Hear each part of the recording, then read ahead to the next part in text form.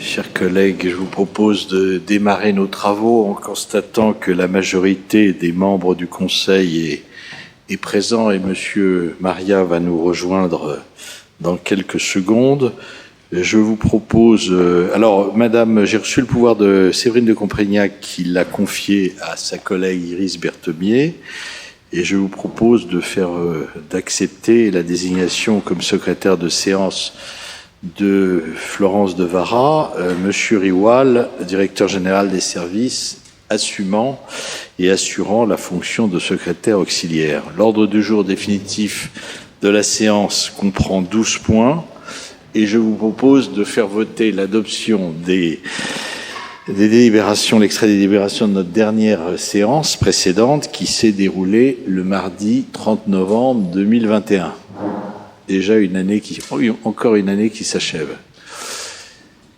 Donc, si vous en êtes d'accord, je vous propose de démarrer nos travaux et nous allons passer tout de suite aux affaires scolaires. Je donne la parole à notre collègue Ariel Bocan.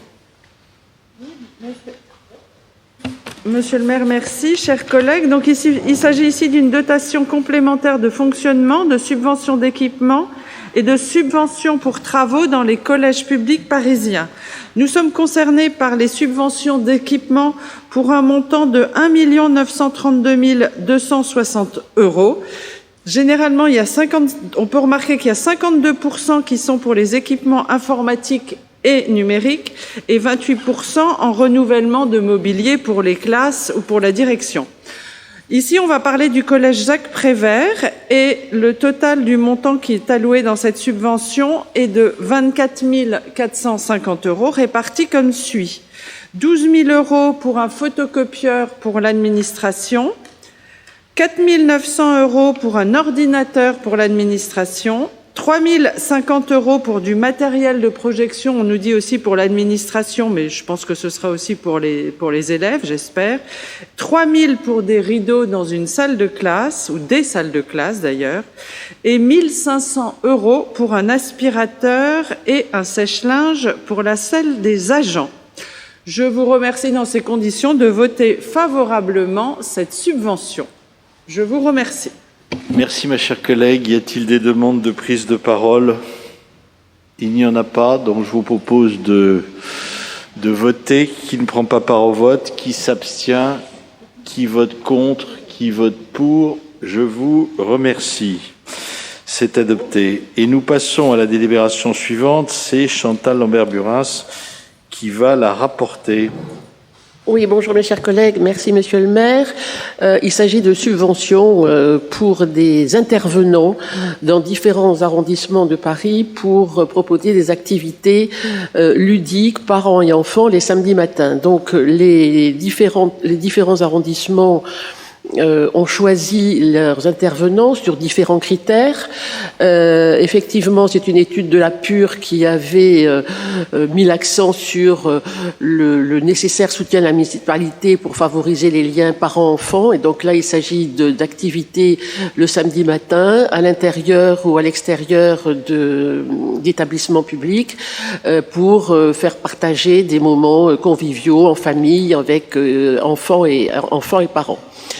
C'est à la suite d'un appel de projet en janvier 2021 avec la CAF qu'il a été proposé de continuer ces activités. Pour ce qui concerne le 6e arrondissement, il s'agit de l'association Jeux d'enfants qui a également été choisie comme dans le 8e et le 14e. D'autres arrondissements ont choisi d'autres intervenants. Ça peut être des établissements publics, de coopération culturelle, des associations, des sociétés coopératives, etc. Donc, pour prolonger cette expérimentation, la DFPE souhaite, en partenariat avec la CAF de Paris, reconduire ce dispositif de janvier à décembre 2022. Et pour vous donner des informations un tout petit peu plus précises sur Jeux d'enfants, c'est l'action atelier et médiation artistique par enfant tous les samedis. Ça se passe à la crèche Guinemer.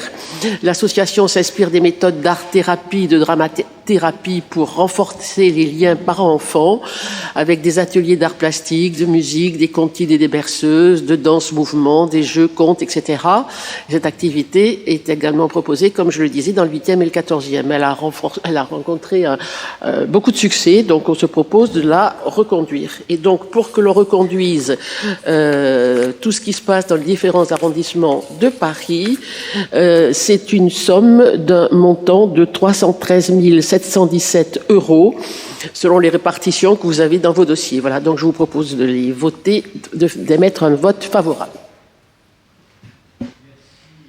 Merci, Madame la Première Adjointe. Y a-t-il des demandes de parole? Je donne la parole à Madame Hervieux. Merci beaucoup, Monsieur le maire. Bonsoir à tous, chers collègues.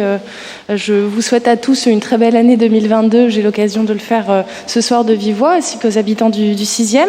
Je voulais simplement rebondir pour saluer, encore une fois, comme je l'ai déjà fait au sein de ce conseil, cette initiative, ce projet porté par Anne Hidalgo, qui était dans le cadre de la ville du quart d'heure, d'ouvrir les espaces, les écoles et les crèches le week-end. Ça faisait partie de nos engagements, nous l'avons fait. Et c'est un dispositif qui a très bien fonctionné, qui a vraiment, comme vous l'avez dit, Madame Lambert-Burens, eu un écho très favorable vis-à-vis des familles et des enfants. Je voulais simplement compléter en disant que donc il y a un suivi régulier de la fréquentation de ces crèches, notamment ouvertes le week-end, et que donc il ressort qu'il y a une très grande satisfaction des familles qui apprécient le fait que ce soit gratuit, notamment qu'il y ait des activités variées dans un lieu de proximité, adapté et sécurisé, et cette approche intergénérationnelle, qu'il y a chaque semaine la moitié des familles qui reviennent et l'autre moitié qui sont des familles qui viennent pour la première fois. Et fait notable également, c'est que 35% des parents accompagnants sont des pères. Et ça, c'est une proportion qui est à remarquer dans le cadre de la fréquentation des services pour la petite enfance. C'est une spécificité. Donc ce dispositif répond vraiment à l'ambition que nous portons avec Anne Hidalgo. Donc je voulais saluer encore une fois ce dispositif et vous remercier de voter cette subvention pour permettre de le prolonger jusqu'à la fin 2022. Merci. Merci, ma chère collègue.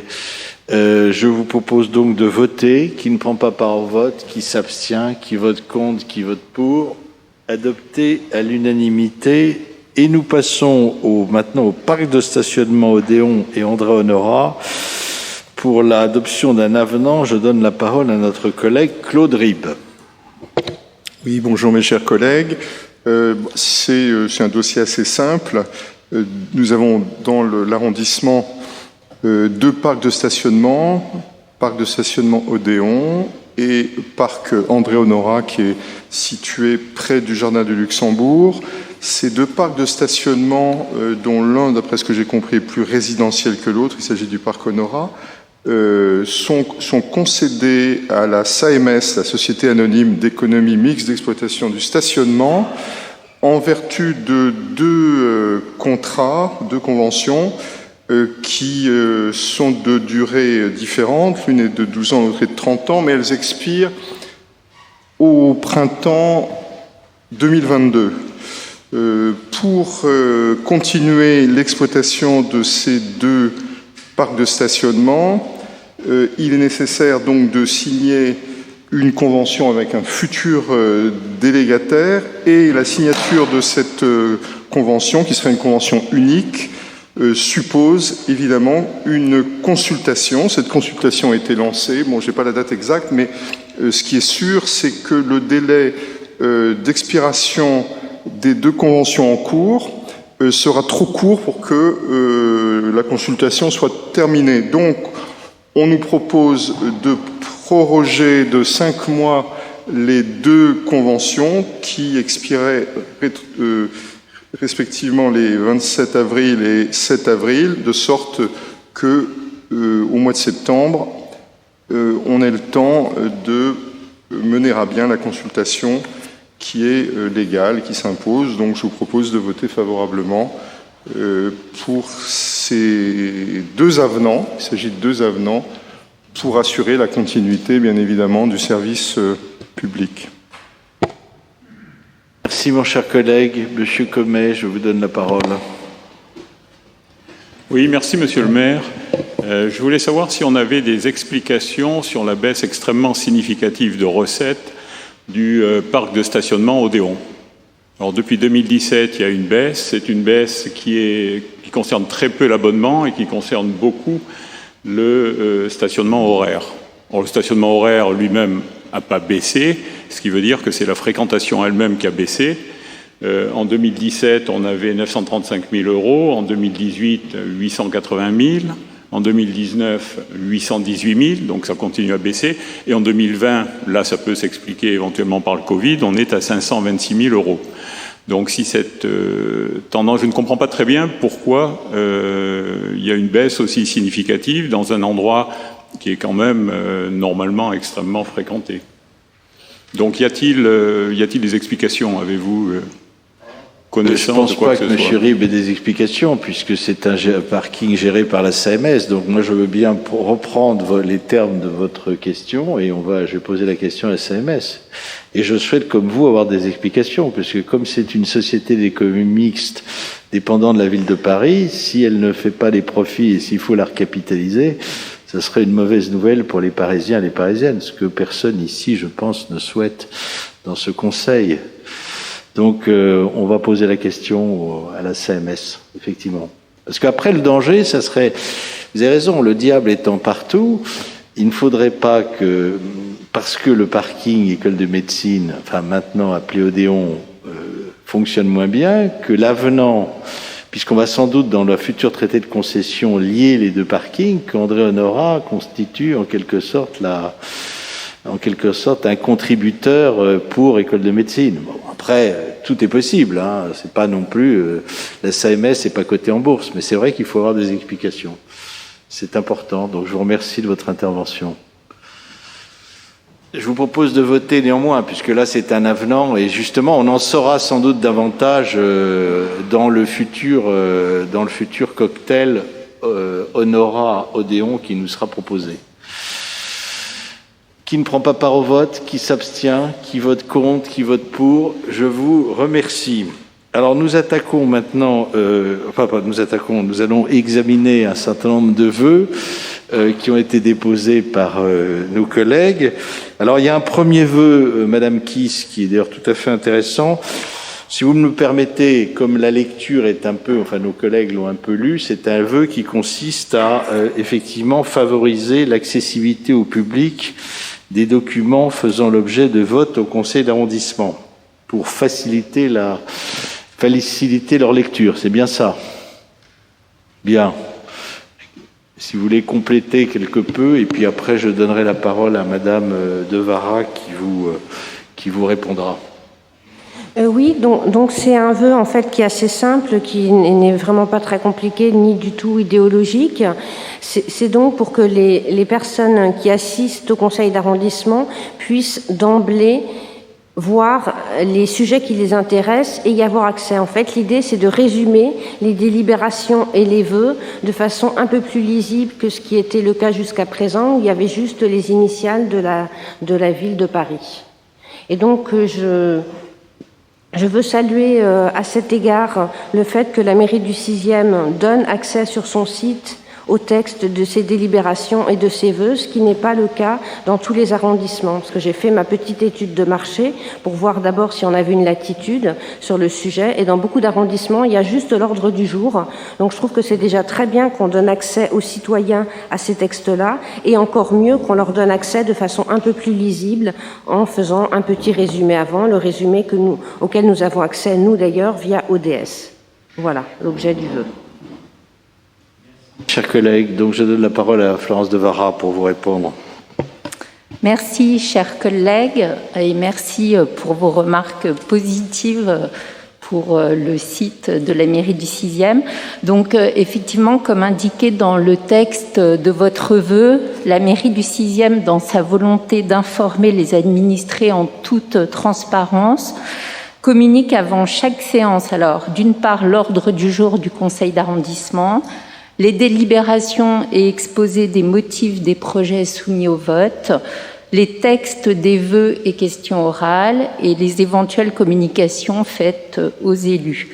Afin de parfaire cette communication en la rendant plus lisible et surtout suite à votre vœu, l'énoncé figurant dans ODS a été ajouté devant le lien permettant l'accès aux documents mentionnés ci-dessus, ce qui permettra effectivement une meilleure lecture pour les habitants du 6e. Et je peux déjà vous préciser, tout cela est déjà opérationnel pour ce conseil d'arrondissement. Voilà, donc effectivement, nous sommes favorables à votre vœu, mais c'est en quelque sorte déjà en fonctionnement. Voilà. Merci.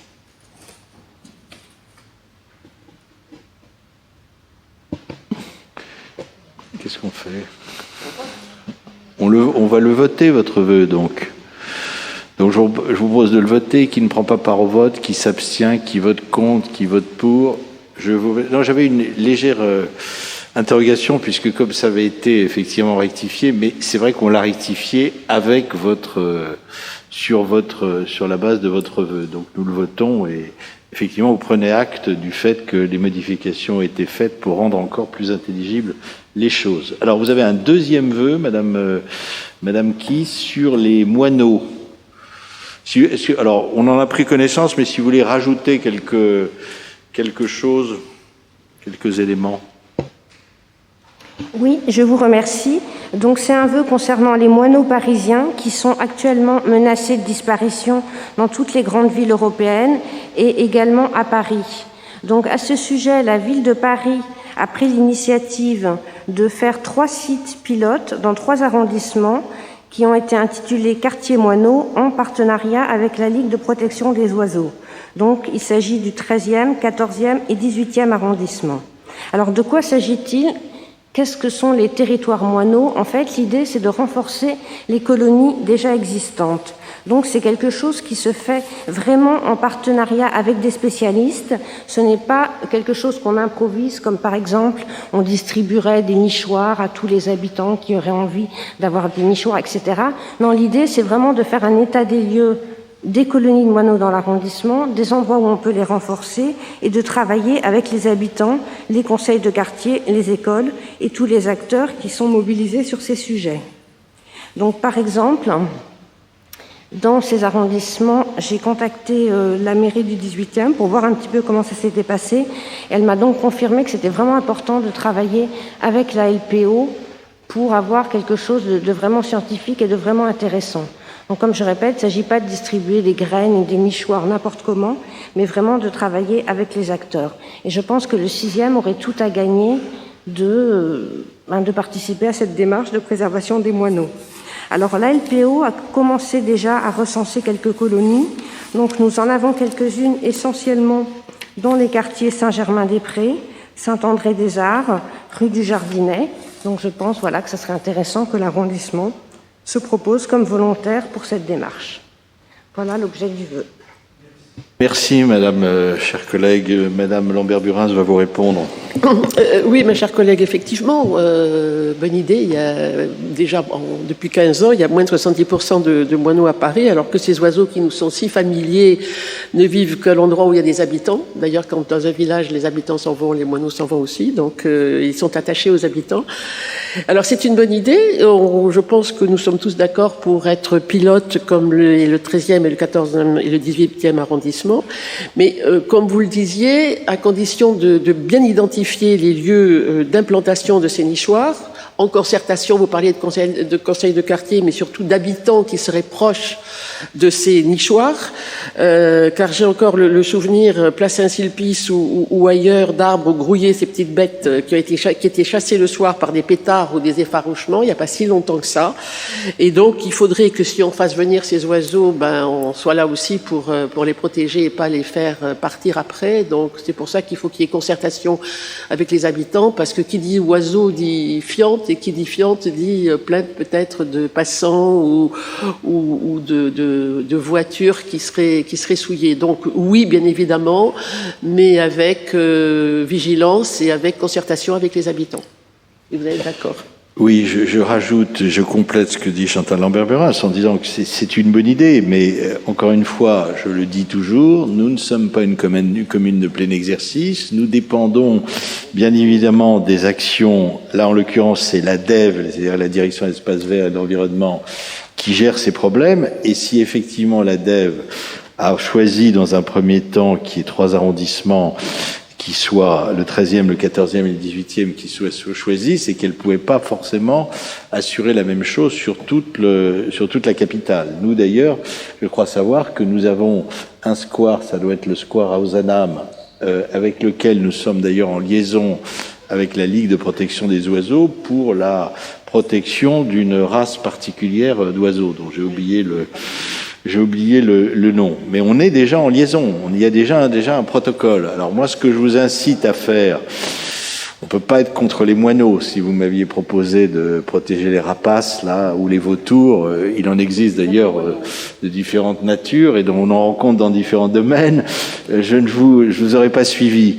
Mais s'agissant des moineaux, bien évidemment, moi, ce que je vous propose, Madame Kiss, c'est qu'avec Chantal Lambert-Buras et avec le responsable, Monsieur Noiset, de l'ADEVE, eh ben vous regardiez si vous pouvez commencer à travailler, commencer à regarder un petit peu, et puis que effectivement le 6e soit peut-être dans le 2e wagon. Mais si on peut raccrocher notre wagon à celui des 13e, 14e et 18e, ça serait très bien. Voilà. Mais je veux quand même le faire remarquer. Hein. On n'est pas malheureusement, on est dépendant et on fait partie de la mairie de Paris, de la ville de Paris. C'est d'ailleurs le propre de chaque arrondissement, avec des bons côtés comme avec des moins bons côtés. Voilà.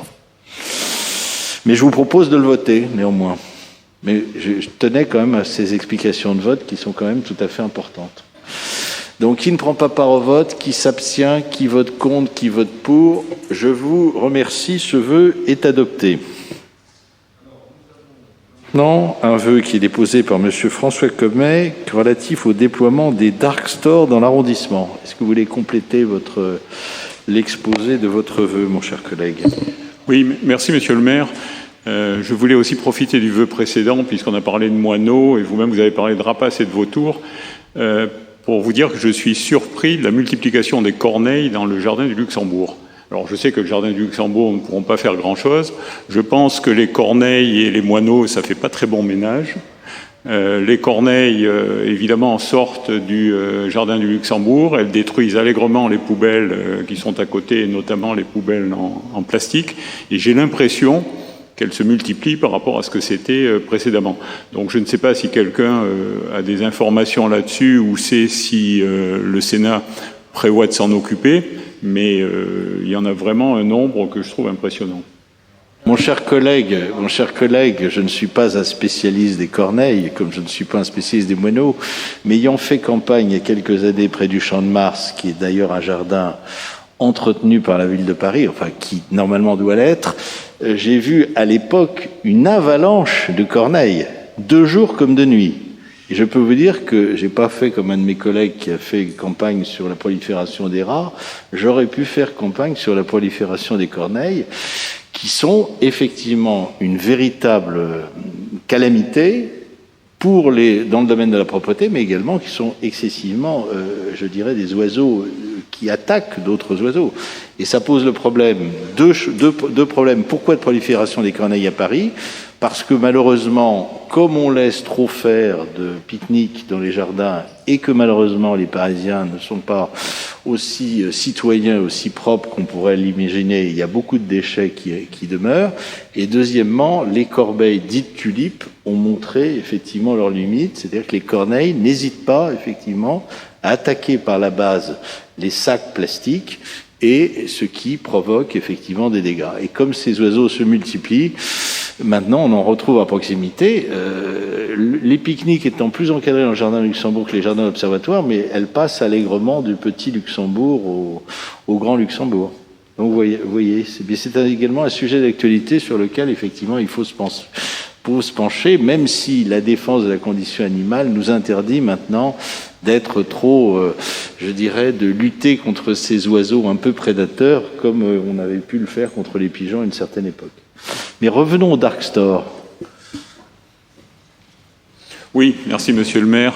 Je pense que vous avez tous vu dans le métro et ailleurs des campagnes de publicité pour l'installation et l'arrivée en France ou au moins à Paris de sociétés qui se promettent de vous livrer tout et n'importe quoi en 10 minutes.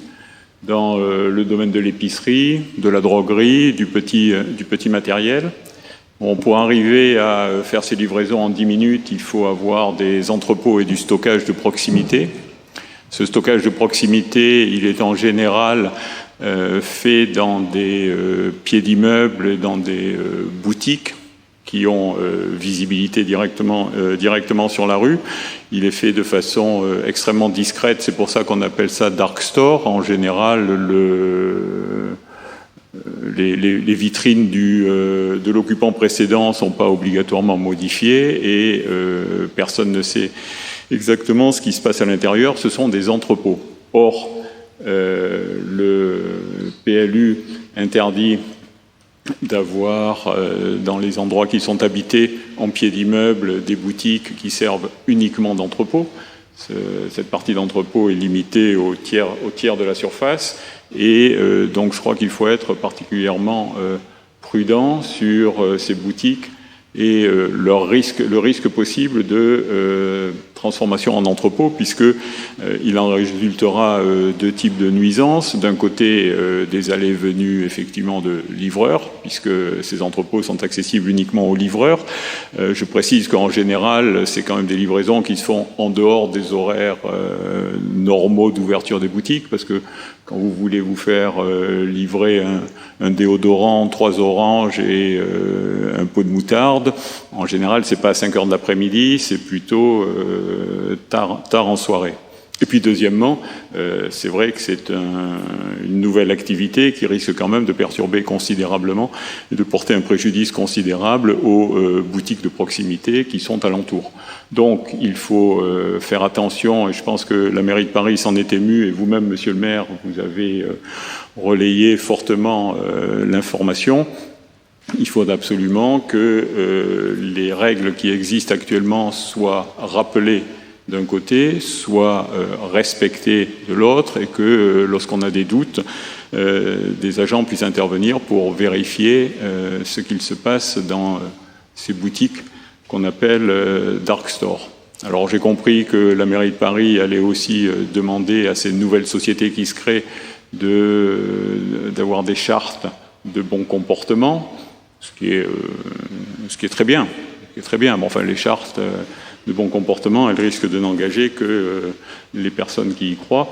Donc il y a une vigilance qui est quand même importante à faire sur le sujet. Et voilà pourquoi je pense en plus que le 6e est un quartier dans lequel ces nouvelles activités peuvent prospérer. D'un côté parce que nous sommes dans un quartier relativement favorisé, il y a des jeunes, des gens qui n'ont peut-être pas le temps ou la volonté de faire leurs courses, et puis d'un autre côté parce que nous avons beaucoup actuellement de commerces qui sont vides et qui donc peuvent facilement être tentés, même si on est un petit peu à la limite de la légalité. Et je pense aussi que la mairie du 6e est bien placée, a un certain nombre de moyens pour faire connaître quelles sont les conditions à respecter, sensibiliser les acteurs, sensibiliser par exemple dans le cadre du Conseil de la vie économique qui a été fait, et c'est une prise de conscience qui me semble importante à réaliser, et voilà la raison pour laquelle j'ai déposé ce vœu. Merci, mon cher collègue. Monsieur Maria va vous répondre. Bonsoir, chers collègues. Bonsoir à tous. Alors, vous savez que, à son niveau, la mairie du 6e est vigilante depuis très longtemps à ces nouvelles formes de commerce qui ont largement pris leur essor à la faveur de la crise sanitaire. On est un peu pris en étau entre la liberté d'entreprendre d'une part et les consignes de la ville de Paris, puisque comme monsieur le maire nous le rappelle assez fréquemment, on est ici dans une compétence de la ville, avec le contrôle de la destination des plans locaux d'urbanisme. À notre niveau, ce que l'on peut dire, c'est que la première nuisance qui a pu générer ces nouvelles formes de commerce, ce sont les nuisances sonores avec le développement de livraisons, de livreurs qui parfois stationnent de manière intempestive dans les rues. C'est un problème qui a été bien vu et comme vous le savez, ça a été abordé et géré avec tact du côté du quartier Vavin, où il y avait un problème récurrent qui se posait avec des livreurs qui stationnaient et généraient des nuisances sonores. Maintenant, je constate aussi que Emmanuel Grégoire avait annoncé en 2021 qu'il avait une volonté de renforcer, de muscler le contrôle des PLU et notamment le contrôle de la destination des PLU. Donc, je pense que ce souhait que vous avez qu'on aille un peu plus loin que la charte de bon comportement, je vous invite à la relayer au niveau de la ville, puisque c'est au niveau de la ville que se jouent ces enjeux. Et donc, je vous propose de retirer ce vœu. On peut l'aborder effectivement au moment du Conseil de la vie économique, c'est une bonne idée.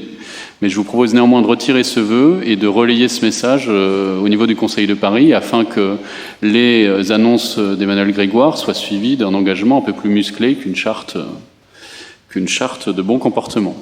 Je vous remercie. Oui, j'ajoute, mon cher collègue, que le groupe Changer Paris, au dernier Conseil de Paris, avait présenté un vœu sur les dark stores qui n'a pas été voté par la majorité municipale. Donc, on ne peut pas me faire le coup aujourd'hui de me proposer de voter un vœu qui porte sur le même sujet, alors que le premier adjoint, pour lequel j'ai beaucoup de respect, avec lequel je travaille intensément, étant chargé du PLU, n'a pas pris notre vœu lors de la dernière séance du Conseil de Paris. Alors j'ajoute que je vous ai laissé présenter votre vœu jusqu'au bout, mais je suis assez en désaccord avec ce que vous dites sur les considérations portant sur le 6e arrondissement, car en réalité, on le voit d'ailleurs actuellement sur la rue de Rennes, les commerces vides sont en train de reprendre vie, et c'est une bonne chose. C'est une bonne chose. Il y a même d'ailleurs des commerces, il y a même des professions libérales qui s'implantent maintenant en rez-de-chaussée, ce que je pousse depuis longtemps et pour lequel j'attends d'ailleurs une attitude plus compréhensive et plus incitative de la ville. Mais néanmoins, j'ai vu avec satisfaction qu'à l'intersection de la rue de Rennes et du boulevard Raspail, un centre dentaire qui s'est implanté, qui remplace 2 agences de voyage. Que rue d'Assas, au 7 rue d'Assas, un office notarial s'est implanté. Et vous avez actuellement, je suis toujours dans l'attente de la décision de la ville de Paris, parce qu'il y a un centre de radiologie au 80 de la rue de Rennes qui est prêt à reprendre la boutique du 80 de la rue de Rennes, ainsi qu'un local de 300 mètres carrés qui était au 90 de la rue de Rennes. Et malheureusement, pour le moment, il n'y a pas de décision. Mais je sais que la personne va sans doute remettre l'ouvrage sur le métier. Enfin, les caractéristiques. Moi, je ne connais pas de dark store. J'ai pas vu de dark store dans le 6e arrondissement. J'ai vu, ce que je vois, comme l'a très bien dit Paul Maria, je vois des livreurs en scooter qui vendent, effectivement, qui amènent, comme c'est très pratiqué, effectivement, beaucoup par les jeunes générations, et c'était renforcé par le télétravail, qui amènent des plats de différentes natures qui peuvent être confectionnés dans des restaurants, dans des brasseries, ou dans des magasins tels que, par exemple, le Tacos, pour ne pas le nommer, rue Vavin, qui, effectivement, constitue une véritable nuisance dans cette rue. Mais il n'y a pas de dark store actuellement. Mais s'il y avait des dark stores, effectivement, j'incite l'ensemble des élus à faire remonter, à intervenir d'ailleurs directement, à nous passer l'information. Et je serai le premier, éventuellement, à me rendre sur place et à faire en sorte que, effectivement, ce type d'établissement, comme vous l'avez très bien dit, respecte les règles. En revanche, on voit des dark stores plutôt dans les arrondissements périphériques où là, effectivement, on a d'énormes problèmes de vacances de locaux commerciaux. Voilà. Donc je suis au regret de ne pas vous suivre sur ce vœu. Alors, rapidement, Monsieur Comet, vous voulez répondre ? Oui. Je veux répondre d'abord pour dire que je ne vois pas tellement de raison de retirer le vœu, parce que c'est quand même quelque chose dont il faut s'occuper le plus près possible du terrain, donc au niveau des arrondissements. Il y a eu un vœu, je crois, semblable qui a été discuté hier dans le 15e arrondissement. Donc c'est pas uniquement une question de la mairie de Paris. Le deuxième point quand même, c'est que je pense qu'il ne faut pas confondre ce qu'on voit actuellement, où ce sont effectivement des restaurants qui fournissent, quand c'est autorisé, des clients qui viennent chez eux et qui en plus en profitent du fait qu'ils fabriquent de la cuisine pour avoir une partie de leur production qui est portée à domicile par des livreurs. Là, on est en train de parler de boutiques, c'est pour ça qu'on les appelle dark stores, qui n'ont pas de clients. Les seuls clients qu'elles ont sont les gens qui viennent, les livreurs qui viennent pour après porter les choses à domicile. Donc il risque d'y avoir une gradation supplémentaire dans les nuisances auxquelles on peut assister. Parce que quand un restaurant est fermé, il n'y a plus de livreurs. Les dark stores, je ne suis pas sûr qu'elles aient des horaires de fermeture. Dernier point, je me réjouis si il y a de moins en moins de locaux commerciaux vides. Je pense qu'il n'y a effectivement pas actuellement de dark store dans le 6e. Ceci dit, il y en a une dans le 15e. Le 15e, c'est quand même pas très très loin. Qu'est-ce que vous voulez faire? Vous voulez le maintenir ou le... Oui, je souhaite le maintenir. Parfait. Donc nous votons avec un avis défavorable en ce qui concerne la majorité municipale. Qui ne prend pas part au vote? Qui s'abstient? Qui vote contre? Qui vote pour? Le vœu n'est pas adopté. Je vous remercie. Alors nous avons un vœu maintenant qui est déposé par Céline Hervieux, relatif à la création d'un forum de la petite enfance. Voulez-vous ajouter quelques éléments? Mais il est très clair, votre vœu. Je vous remercie.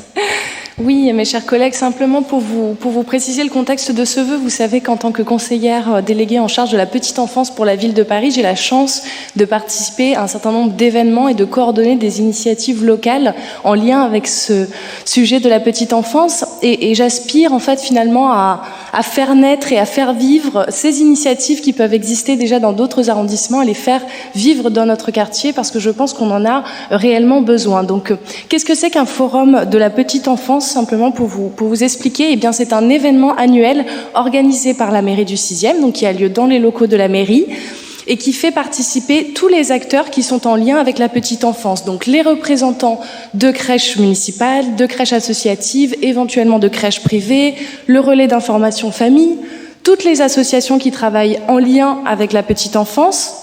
Et donc c'est un événement où les parents viennent prendre de l'information, échanger, avoir connaissance des différents modes de garde qui existent, pouvoir se renseigner éventuellement sur une inscription pour une place en crèche, avoir la possibilité aussi, parce que c'est ce que j'ai observé dans d'autres arrondissements, d'être formés aux gestes de premier secours, aux gestes qui sauvent. J'avais vu ça par exemple dans le 11e arrondissement. Ils ont fait venir la protection civile qui a organisé un atelier à destination des parents pour les former sur les gestes du premier secours à destination des nourrissons et des tout-petits. Et ça a eu vraiment un grand succès. Donc c'est un événement qui peut se terminer par exemple par un spectacle éventuellement à destination des enfants, des familles. Donc c'est à la fois du partage d'informations, de la convivialité, faire rayonner tous ces acteurs de la petite enfance qui existent dans le 6e et qui sont nombreux, toujours dans cette ambition d'être au service des familles, parce que je pense que nous partageons cette ambition de vouloir faire rester les familles dans le 6e arrondissement. Donc ça passe, je pense, aussi par toute notre capacité à inventer de nouveaux dispositifs, à faire vivre ce sujet de la parentalité dans le 6e arrondissement. Voilà, donc c'est l'objet de mon vœu. Ça existe dans d'autres arrondissements et c'est un succès, donc je serais ravie de le voir initié dans le 6e arrondissement. Merci. Merci, bien sûr. D'ailleurs, vous dialoguez déjà depuis un certain temps avec Chantal Lambert-Burins, à laquelle je vais bien sûr donner la parole pour vous répondre. Merci, monsieur le maire. Ma chère collègue, chère Céline, vous doutez bien que je vais vous demander de bien vouloir retirer votre vœu et je vais vous expliquer pourquoi. D'abord, c'est avec un grand étonnement que je l'ai découvert sans que vous en ayez informé. C'était votre droit, mais c'était pas très judicieux, alors que nous devions nous rencontrer, puisque nous avons eu différents échanges au mois de juillet, par courrier, réponse en septembre, de nouveau en octobre, rencontres perturbées par les dossiers Covid, effectivement, pour concevoir chacune dans sa partie, les actions à mettre en œuvre pour conforter, amplifier et diversifier les actions d'information et de formation qui existent déjà dans notre arrondissement et qui sont nombreuses, diversifiées et adaptées aux l'emploi du temps des parents du 6e. C'est vrai que chaque arrondissement a sa population et que c'est vrai que nous nous devons, par l'information que nous avons de ces populations, d'essayer de leur trouver les réponses à leurs attentes. Alors, j'allais vous dire qu'effectivement, forte des événements auxquels vous assistez du fait de votre délégation dans d'autres arrondissements différents par leur population, je le rappelle, et de ma plus ancienne connaissance du quartier, de ces familles et de leurs attentes, nous pourrions concevoir un meilleur format pour pouvoir effectivement parler du contenu des intervenants les plus appropriés dans le 6e arrondissement. Alors, je vous rappelle d'autre part que je reçois tous les mercredis, tous les mercredis de toute l'année, les parents, et que s'il y avait un déficit d'information, on l'aurait déjà entendu. Alors, ce que vous proposez dans ce vœu existe déjà. Et vous imaginez que, alors, vous avez cité 2 fois pour prôner ce qu'avait proposé Mme Hidalgo. Moi, je vais citer qu'une seule fois M. Lecoq, mais c'est vrai que les familles et leurs enfants sont une priorité pour le 6e. Il l'affirme chaque fois que possible. C'est d'ailleurs la raison pour laquelle nous avons d'autres crèches qui ne sont pas municipales mais associatives, de façon à pouvoir proposer encore plus de place aux parents. Donc ces informations, une promotion des différents modes de garde présents dans l'arrondissement, nous le faisons au RIF. Il y a quelqu'un qui vient parler des différents modes de garde. On l'a juste suspendu depuis quelques mois à cause du Covid, mais c'est fait au RIF et c'est fait aussi à ma permanence. Diffusion des informations sur les acteurs locaux qui travaillent sur le sujet de la petite enfance, c'est fait. Vous parliez de contact avec les crèches.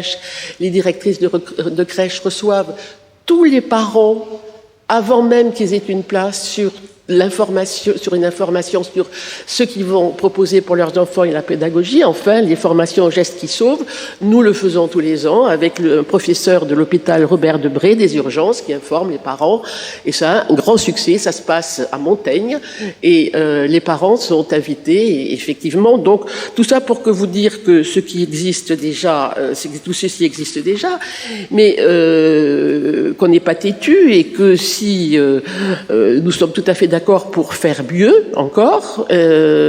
Par contre, si effectivement je lis que, considérant que l'animation autour des sujets liés à la petite enfance contribue à améliorer la vie des familles d'arrondissement et maintenir leur présence, donc ça je dois reconnaître que les familles resteraient plus dans le 6e s'il n'y avait pas des hausses de loyer, s'il y avait des logements intermédiaires. C'est pas parce qu'ils ne parlent pas entre enfants par an, mais c'est parce qu'il y a effectivement, à partir des Et si les prix au mètre carré n'avaient pas doublé à Paris entre 2005 et 2015. Effectivement, c'est pas un défaut. Sûr que, et si c'est pas un défaut d'information. L'acquisition des logements du parc privé pour les transformer en logements sociaux conventionnés, alors qu'on ne construit pas, ne faisait pas exploser les prix. Voilà. Donc, ça, c'est mon ajout à la démonstration de Chantal Lambert. Voilà. Donc, c'est pas parce que les parents et les enfants et que la mairie ne se parlent pas. C'est parce qu'ils ne peuvent pas payer effectivement les loyers.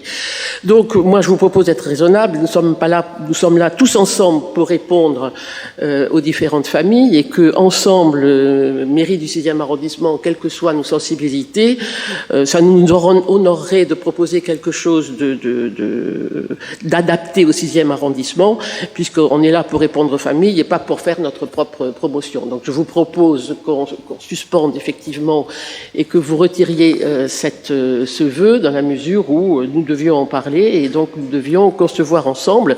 Je rajoute que vous m'avez fait un courriel avec 15 points. J'ose pas imaginer qu'il y aura 14 vœux à venir tous les conseils d'arrondissement pour les...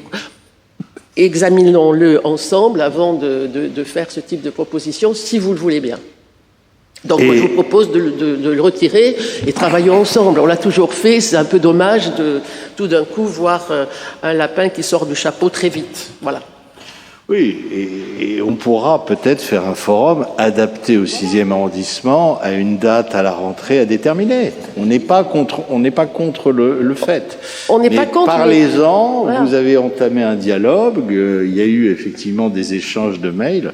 Parlez-en et unissons nos efforts. Étant donné que la DFPE sera sans doute, bien sûr, un acteur sollicité à être un acteur. Voilà, ma chère collègue. Merci beaucoup pour votre retour. Simplement, effectivement, je vous prie de m'excuser, j'aurais dû vous envoyer le vœu en amont du conseil d'arrondissement plutôt que directement monsieur le maire. Je mets ça sur le compte de mon caractère novice en tant que jeune élu, donc mais j'aurais dû effectivement le faire. Et pour vous répondre, vous avez raison, évidemment, je disais que l'animation en direction des familles participe au fait que les familles se sentent bien dans le quartier, mais évidemment, j'ai bien conscience qu'il y a d'autres facteurs qui jouent, mais tout ça, mine de rien, ça participe. Et j'ai souhaité déposer un vœu parce qu'effectivement, on n'a pas encore pu prendre rendez-vous, mais vraiment, je reconnais que vous avez été tout à fait ouverte à un échange, en tout cas. Simplement, là, je vois que le temps passe, et cette question de l'organisation d'un événement, c'est vrai que ça se fait un petit peu en amont, donc c'était l'occasion, c'était pas du tout pour une confrontation politique, c'était vraiment de venir présenter le dispositif spécifique du Forum de la petite enfance, et qu'on puisse voter ce vœu, et qu'on puisse, de fait, commencer à l'organiser, pour ne pas attendre, parce qu'effectivement, comme vous le disiez, je vous ai soumis près de 15 propositions de projets sur la petite enfance, donc évidemment, on va pas faire un vœu systématiquement, mais si vous êtes d'accord pour... Moi, je souhaiterais maintenir... Enfin, je pense que vous pourriez voter ce vœu s'il n'y a rien dans le vœu qui vous empêche de le voter, et après, effectivement, que ce soit une co-construction, évidemment, avec la mairie du 6e pour un dispositif qui collera. On peut même envisager d'inclure, par exemple, les enfants en école maternelle jusqu'à 6 ans pour travailler sur les dispositifs passerelles. Enfin, avec Ariel Bocan, on peut réfléchir à un format adapté, mais on peut le voter dans... Le vœu n'empêche pas d'être voté en l'état. Oui, mais ce que je vous propose, ma chère collègue, Chantal Lambert-Burins l'a très bien dit, il y a malheureusement dans ce vœu des considérants qui flèchent des actions, qui évoluent, qui disent des actions qui ont déjà des réponses. Donc ce que je peux vous proposer éventuellement, c'est que vous fassiez avec Chantal Lambert-Burins un vœu ensemble, que vous proposiez au prochain conseil d'arrondissement, et on votera pour effectivement la réalisation d'un forum de la petite enfance en 2022 avec le concours effectivement entre la mairie du 6e et de la mairie de Paris. C'est tout. Donc je vous propose de retirer votre vœu. Si on en redépose un au prochain conseil, oui, j'accepte de retirer mon vœu. Parfait. Je vous remercie. Et je vous remercie. Je vous propose de passer aux questions orales maintenant. Il y avait une question orale présentée par Madame Kiss autour de la collecte des biodéchets dans l'arrondissement. Je donne la parole à notre collègue Iris Berthomier pour une réponse positive. Merci, Monsieur le maire. Bonsoir, chers collègues. Alors, je vous remercie pour votre question qui va me permettre de revenir sur le dispositif qui est mis en place ici dans le 6e arrondissement pour le recyclage des biodéchets. Quelques éléments de contexte. Donc, la collecte des déchets alimentaires s'inscrit dans la loi sur la transition énergétique qui prévoit donc que toutes les villes françaises doivent proposer un système de collecte des déchets à la source dès 2024. Donc ça consiste pour chaque citoyen à avoir à sa disposition une solution qui lui permettra de ne pas jeter ses biodéchets dans les ordures ménagères, mais de les valoriser, donc de ne plus les éliminer. Merci. Concernant les marchés alimentaires, donc depuis 2020, la ville de Paris organise progressivement la collecte des déchets alimentaires en apport volontaire sur les marchés parisiens. Dans le 6e arrondissement, donc, on a 2 marchés, le marché des couverts Raspail et le marché couvert Saint-Germain, qui sont concernés par le dispositif. Ça permet aux riverains de trier les déchets alimentaires à la source. Donc, l'opération a été lancée en septembre 2020 pour le marché Raspail et en juin 2021 pour le marché Saint-Germain. Le service local de propreté qui gère les 5e et 6e arrondissements a mis en place des stands d'information. Vous étiez présente, je crois, qui permettait aux riverains donc, qui le souhaitaient de venir sur place, qui pouvaient récupérer un kit. Il y avait un bio-seau, un petit seau, avec 2 rouleaux de 30 sacs compostables et un guide du tri.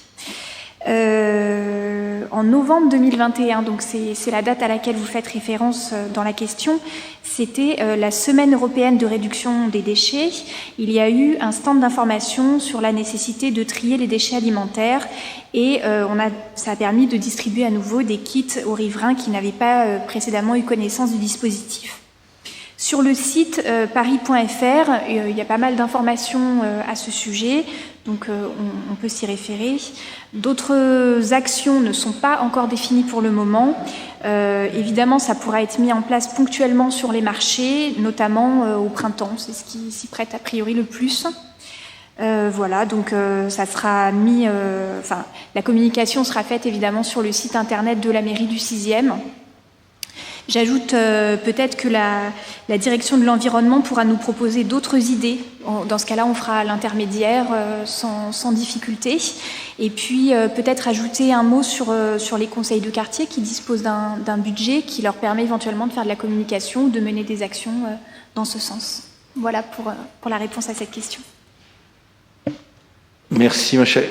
Les questions orales, mon cher collègue, normalement, n'appellent pas de débat. On n'est pas sur... C'est une question orale, on répond, et voilà. On a une seconde question orale qui a été posée par Madame Hervieux sur la police municipale du 6e arrondissement. Je donne la parole à Monsieur Flaubert pour la réponse. Merci, Monsieur le maire. Bonsoir, chers collègues, et bonne année à tous. Donc, la mise en place de la police municipale, c'est évidemment un dossier primordial pour la ville de Paris et pour le 6e arrondissement. Alors, plusieurs éléments de réponse. Tout d'abord, le nombre d'agents, c'est important. Donc, il nous a été communiqué par la mairie centrale et par ses services, en l'espèce par Monsieur Felquet, qui est le commissaire général, qui est responsable de la police municipale.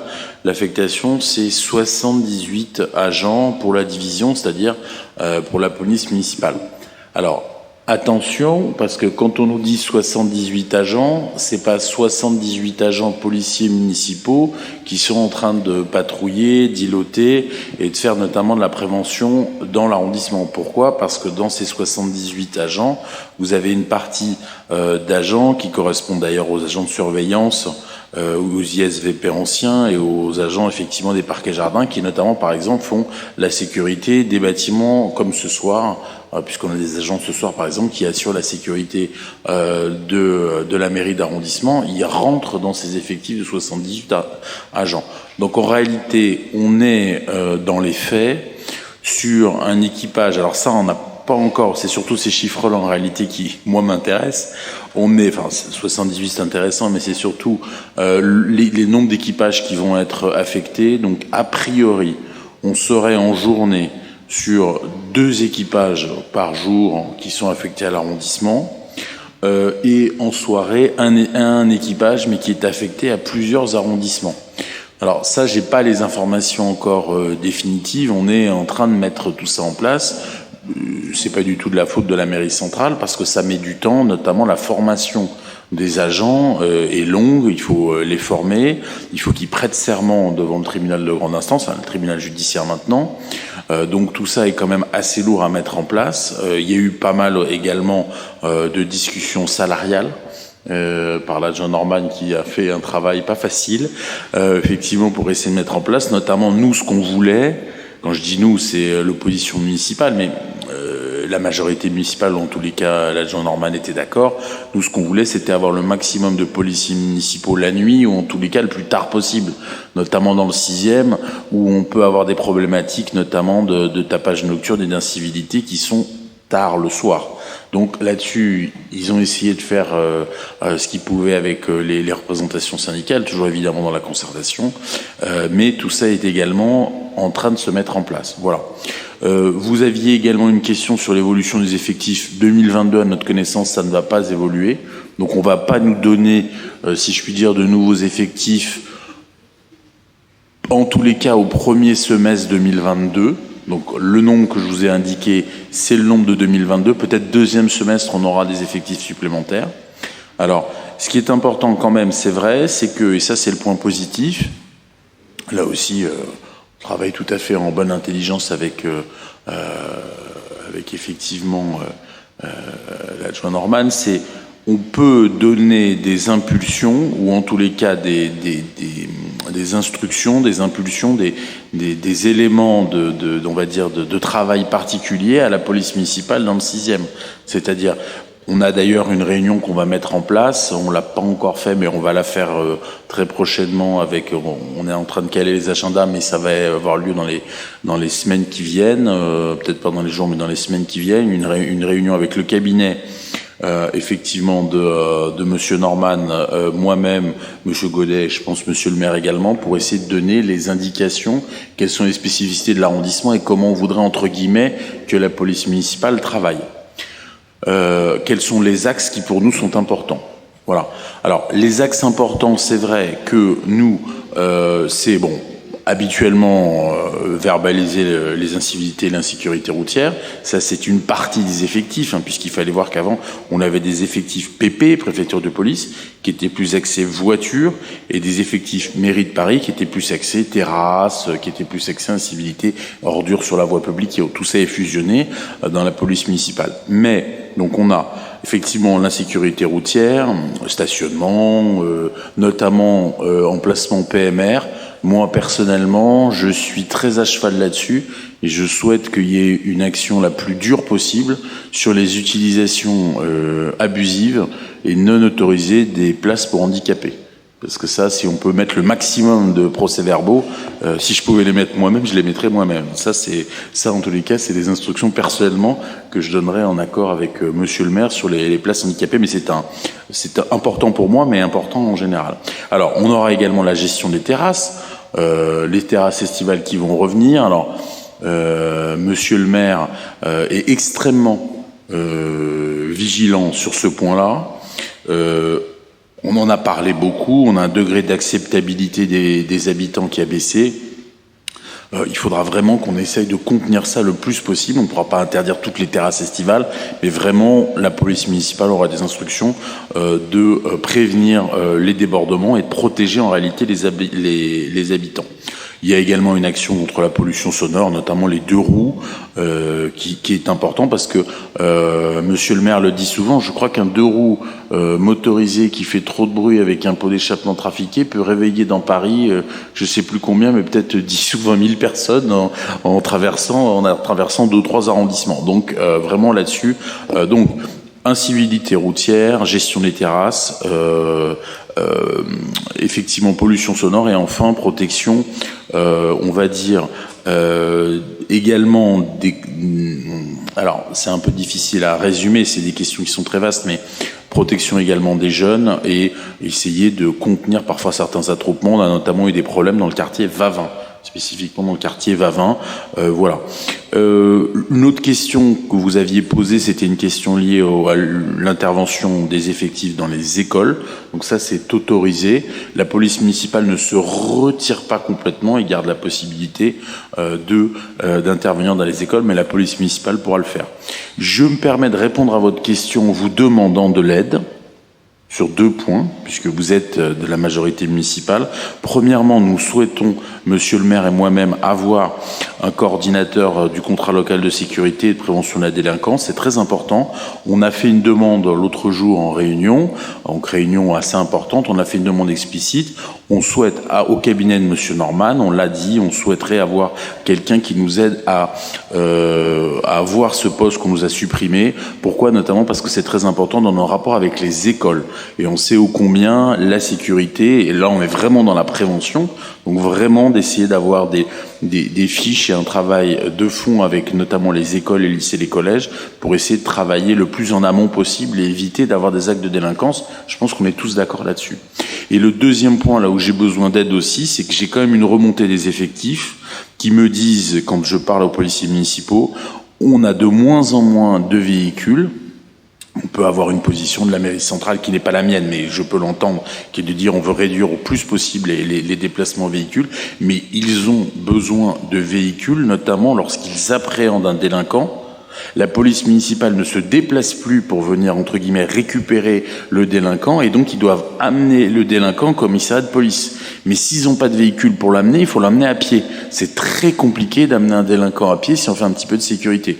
Donc là-dessus, s'il vous plaît, si vous pouvez intervenir auprès de la mairie centrale pour avoir, je demanderai des véhicules.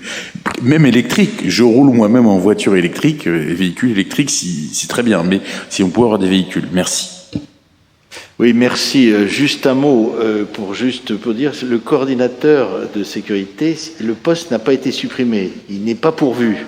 Il n'est pas pourvu. Non, mais c'est important de le signaler. Alors, je me suis assuré tout de suite auprès de Monsieur Riwal et de Monsieur Vincent que demain, en même temps que la captation, donc un tout petit peu plus tard, et je remercie beaucoup Monsieur Rudy qui envoie très rapidement, et maintenant les captations vous sont envoyées très très rapidement, on va prendre un petit délai supplémentaire car on donnera les deux textes de réponse aux questions orales qu'a prononcé donc Madame Bertonnier et Monsieur Flaubert, qui vous seront envoyés puisqu'il y a un texte écrit très précis où vous retrouverez effectivement l'ensemble de ces éléments-là.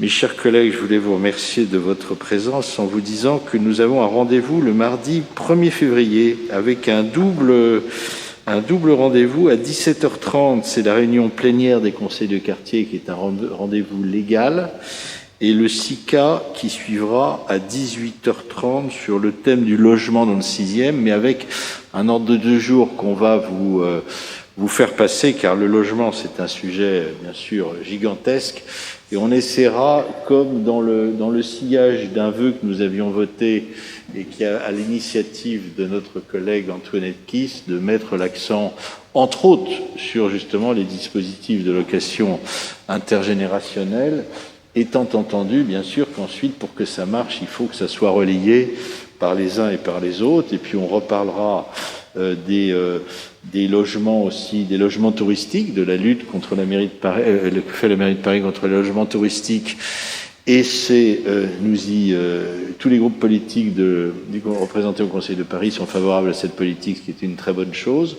Et puis également de la conversion des logements, la conversion des fameux l'ex 637H et toute la procédure qui vise effectivement à convertir des logements en locaux pour les professions libérales, et ça nous permettra de reparler effectivement de la nécessité d'autoriser les professions libérales à s'installer en pied d'immeuble. Et puis le 7 mars, ça sera notre prochain conseil d'arrondissement à 18h30. Voilà ce que je voulais vous dire. Vous souhaitez évoquer un sujet, Madame Hervieux ?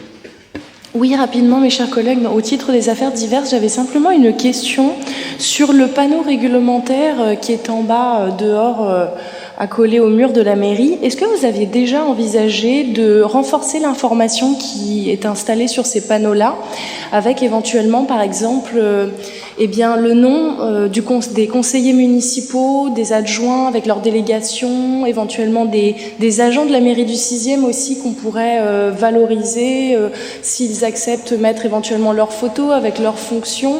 Ça existe aussi dans d'autres mairies. Et c'est vrai qu'on n'en a pas dans le 6e, à ma connaissance, peut-être que je l'ai manqué, mais ça permettrait d'avoir le nom et la photo des conseillers, des agents, et donc les gens qui passent devant la mairie pourraient aussi voir l'équipe municipale. Peut-être que ça contribuerait aussi à intéresser les gens à la vie locale. Voilà. C'était une question. C'est une idée. Nous allons réfléchir. Quand même, ma chère collègue, que de mémoire, il y a un panneau à l'intérieur de la mairie. Ça, c'est la première chose. Mais on va vérifier. Deuxièmement, on fait un très gros effort, et vous le savez, en matière de diffusion d'un guide. Là, on a diffusé un guide à 25 000 exemplaires, ce qui est quand même une diffusion massive, dans chaque foyer, le guide de la mairie du 6e, où il y avait les noms et les délégations de tous les conseillers.